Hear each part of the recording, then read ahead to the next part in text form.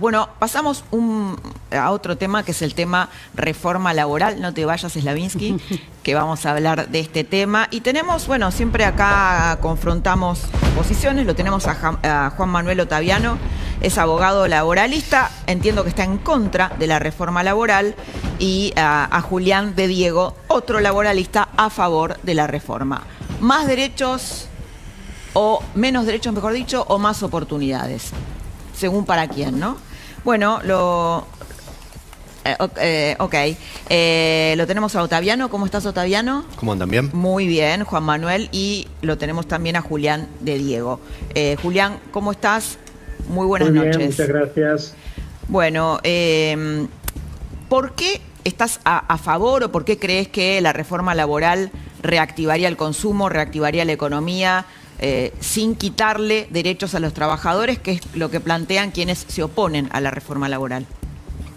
No, los que se oponen a la reforma laboral están a favor de la parálisis. O sea, de mantener las cosas en el estado que están ahora. Y en el estado que están ahora están pésimos. Vamos a decir, hace 14 años que tenemos 6 millones de trabajadores en blanco y estamos en 8 millones de trabajadores no registrados. Tenemos una ley de contrato de trabajo de la época de las cavernas que cuando se aprobó, el único aparato que había era la máquina de escribir Olivetti. Y hoy tenemos el impulso de todas las nuevas tecnologías que imponen no a la legislación argentina, a la legislación de todos los países líderes del mundo. Todos los países desarrollados han tenido que ir adaptando su legislación a las nuevas tecnologías. Uno ve lo que es hoy el trabajo, la cantidad de trabajo que han sido sustituidos por la informática, la robótica. Entonces tenemos verdaderamente que modernizar la ley.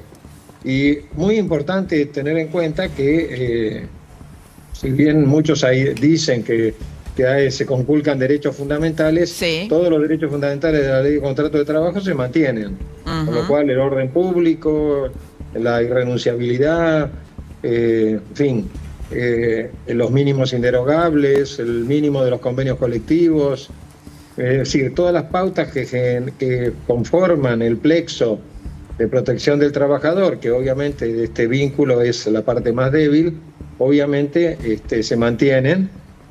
Lo que ocurre es que todos los procesos de cambio producen siempre fenómenos que pueden ser contradictorios. Y mucho más ¿no? Que se viene impulsando una reforma laboral casi desde el inicio de la democracia. Gabriel, quiero preguntarte sobre este tema, como analista político, ¿qué grado de importancia le da la sociedad a esto? ¿Y cómo ves la CGT, ¿no?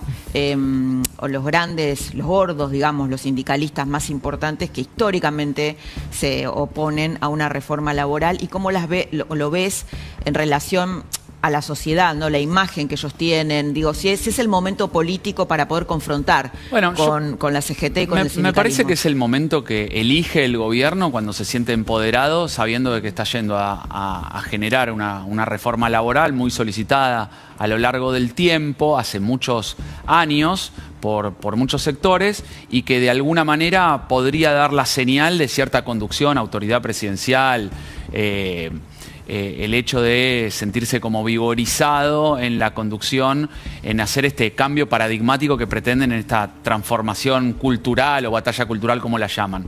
Me parece que es uno de los medios elegidos en un momento en donde sienten que la van a poder llevar adelante, uno diría casi tratando de que no se discuta la cuestión de fondo, sino más bien para mostrar una señal, un gesto de firmeza, de decir, nosotros vamos a cambiar la realidad porque nos votaron para esto. Básicamente un gobierno que busca mostrarse como alguien que está en la lógica de la transformación o de la gran transformación. Entonces, bueno, pero eso fue un poco el mandato que le dieron a Milei. Sí, pero bueno, me parece que en este sentido la reforma laboral se transforma en algún sentido en un medio más que el fin en sí mismo. Claro, la necesidad de mostrar que está, lo voy a decir en algunas palabras más simples, ¿no? Que todo marcha de acuerdo al plan, en palabras de Milei, y porque en definitiva, a ver, uno podría decir, bueno, las reformas son medios para lograr el fin, que es una reactivación económica, que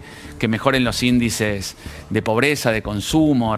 Me parece que ese es, en definitiva, el mandato final de Milei, no solamente generar las reformas, las transformaciones, la batalla cultural o bajar la inflación. Me parece que todos esos son medios para lograr ese fin. Entonces, bueno, en este sentido, al sentirse empoderado luego de haber ganado la elección, lo pone en debate. Lo ponen en debate. Bueno, vamos a escuchar la otra campana. Siempre hay dos campanas en un debate, que es de Juan Manuel Ottaviano, abogado laboralista también y en contra de la reforma laboral, que según Julián de Diego dice que los que están en contra quieren la parálisis. ¿Es así? Yo estoy de acuerdo que la Argentina necesita una reforma laboral, pero no por los motivos que dice el título de la reforma laboral, ¿no? Que dice que es la modernización laboral. Creo que, a diferencia de lo que piensa el doctor, lo único que veo de modernizador en esta reforma laboral es solo el título. Es lo único que hay. Está la palabra modernización. ¿Vos te referís al proyecto del Está gobierno? la palabra modernización, es llamada modernización laboral, pero después, cuando nos ponemos a leer artículo por artículo, no dice, como mencionaba recién el doctor, nada de inteligencia artificial, nada de mejorar las condiciones de trabajo del trabajo en plataformas, nada del teletrabajo. Y el teletrabajo fue regulado hace muy poco, no hace 40 años, hace muy poco, hace apenas 3, 4 años, en una ley que modificó la ley de contrato de trabajo, que no está igual, hace 50 años fue modificada varias veces. Esa ley, la ley de teletrabajo, era modernizadora. A uno le podrá gustar más, a otro le podrá gustar menos, pero era una ley que modernizaba. ¿Qué hace esta reforma laboral que se llama de modernización? Deroga por completo esa ley actualizada, ¿no? Verdaderamente modernizadora como la ley de teletrabajo.